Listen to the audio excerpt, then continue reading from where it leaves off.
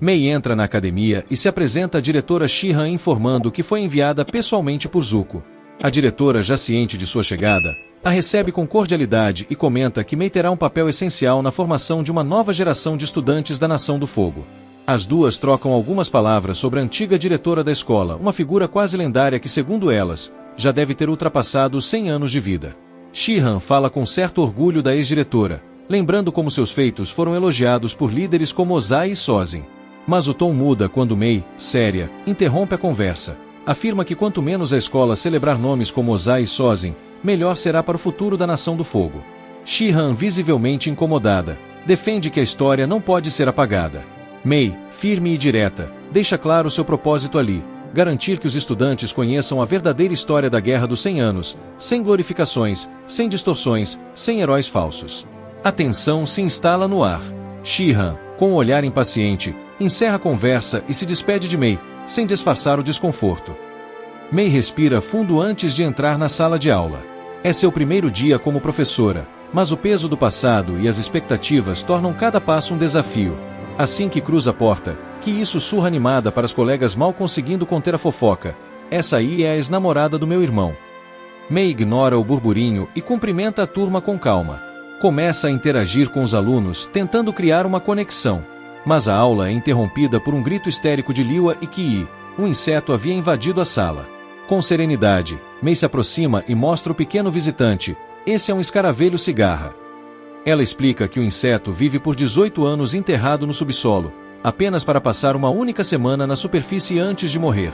Imaginem viver todos os dias da sua vida no escuro, sem saber como é o mundo, e quando finalmente saem, só tem 7 dias para aproveitá-lo. Inspirada por aquele momento, Mei decide levar os alunos para uma aula ao ar livre. As crianças adoram a ideia, correndo para fora animadas. Do alto de seu escritório, a diretora Shihan observa a cena com clara desaprovação. De volta à escola, Shihan chama Mei para uma conversa e questiona seus métodos. Ela afirma que as estudantes devem aprender sobre guerra, política, moral e o orgulho da Nação do Fogo, não sobre insetos e natureza. Mei mantém a calma, mas responde com firmeza: elas são apenas crianças. Por décadas, essa escola ensinou sobre orgulho, conquista e dominação. E isso levou a Nação do Fogo à ruína. Agora é hora de ensinar outra coisa: respeito, empatia e até mesmo amor pelos bichos. Isso sim é preparar o futuro. Shihan não responde. O silêncio entre as duas diz mais do que qualquer discussão. Enquanto isso, uma lembrança invade a mente de Mei. Ela ainda era uma aluna quando, em uma manhã cinzenta, seu pai a levou à escola. No caminho, pergunta se ela já conseguiu se tornar amiga da princesa Azula. Mei responde quase num sussurro que Azula é cruel, que humilha os colegas e torna impossível qualquer amizade. Mas o pai ignora a resposta. Você deve se esforçar para ser amiga dela a qualquer custo. Azula tem poder e se você estiver ao lado do poder, ninguém vai te machucar. Sem dar chance para contestar, ele a empurra para fora da carroça. Mei entra na escola cabisbaixa, sentindo o peso de um destino que nunca escolheu.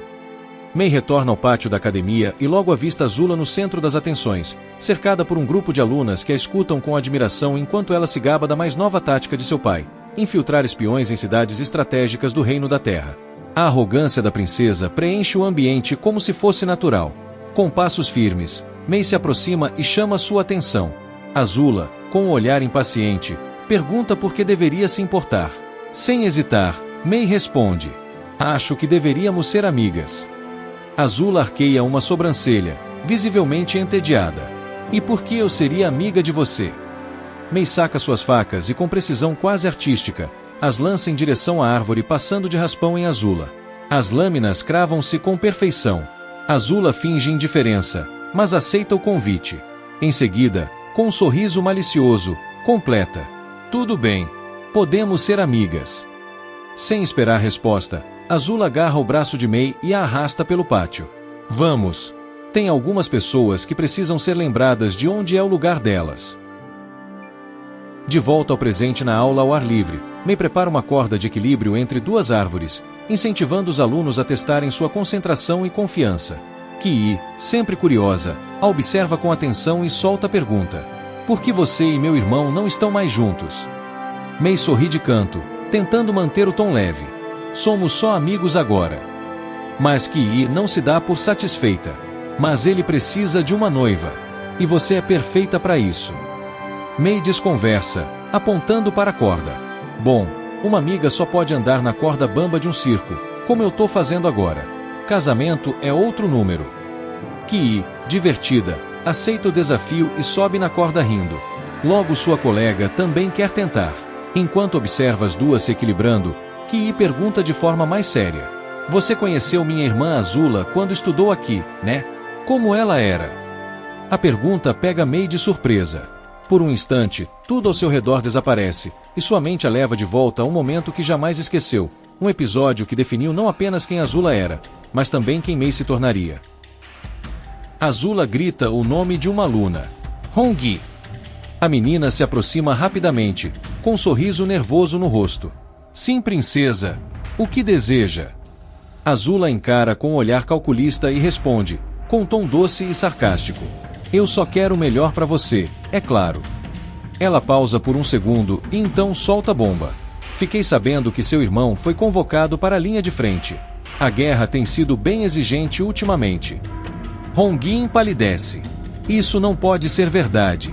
O general Airo prometeu ao meu pai que meu irmão não seria enviado pro fronte. O querido tio Airo diz muitas coisas. Mas será que ele sempre cumpre? Já o meu pai, o Senhor do Fogo Ozai, ele nunca falha em cumprir o que promete. Hongyi, agora visivelmente abalada, pergunta. Tem algo que eu possa fazer? Alguma coisa que ajude a proteger meu irmão? Azula não hesita. Sim. Sempre que eu expressar uma opinião em sala de aula, você deve concordar comigo sem hesitações, sem exceções. Hongyi abaixa a cabeça envergonhada. Desculpe por ter discordado de você da última vez. Azula apenas sorri, satisfeita. Mei suspira e responde sem pensar duas vezes. Ela era aterrorizante, cruel. Mas, ao mesmo tempo, quando estava ao lado dela, eu me sentia importante. Como se fizesse parte de algo maior.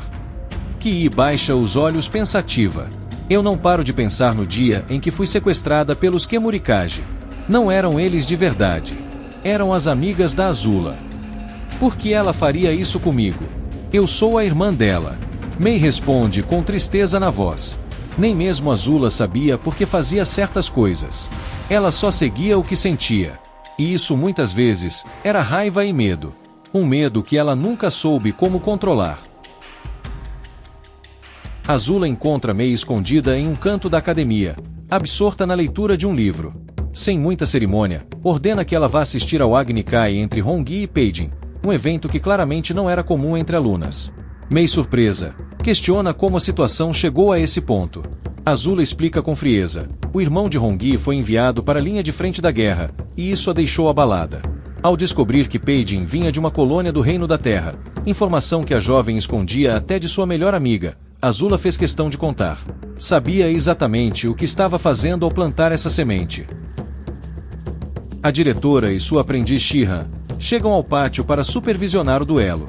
Hongyi, tomada pela raiva e dor, acusa Peijin de traição, dizendo que ela escondeu sua origem e, portanto, não era digna de confiança. Peijin tenta se justificar afirmando que seu desejo sempre foi ser aceita, não esconder quem era, mas já era tarde. O Agni Kai havia sido desafiado, e segundo a tradição da Nação do Fogo, precisava acontecer. Enquanto observa a tensão no ar, Azula confessa satisfeita, que armou toda a situação para ensinar uma lição a Hongyi. Ela sabia que Peijin era mais forte, e agora queria humilhar Hongyi diante de todos. A diretora com voz solene, lembra que a honra é o valor supremo na Nação do Fogo. Quando colocada à prova, a resposta deve ser um Agni Kai. O duelo começa. Hongyi ataca primeiro, impetuosa, mas sem estratégia. Peijin, mais centrada e com domínio das técnicas, espera o momento certo. Quando Hongyi abre a guarda, Peijin avança com adagas de fogo e acerta um golpe decisivo. Azula observa com um sorriso de canto no rosto. A lição estava completa. Ao final do duelo, a diretora questiona o que as alunas aprenderam. Azula, como sempre, toma a frente. Diz que não se deve confiar em ninguém, nem nas próprias amigas, pois um dia, elas podem se voltar contra você. A única forma de estar segura é sendo sempre melhor do que todas. A diretora concorda e reforça que em um mundo como aquele, cada estudante precisa se preparar para superar a outra. Nunca se sabe quando será necessário derrubá-la. Mei assiste a tudo em silêncio, observando também a conversa entre a diretora e She-Ra. Quando seus olhares se cruzam, ela sente o peso do ambiente em que está inserida. Mais do que aprender, ali dentro era preciso resistir, não apenas aos outros, mas ao que ela mesma poderia se tornar.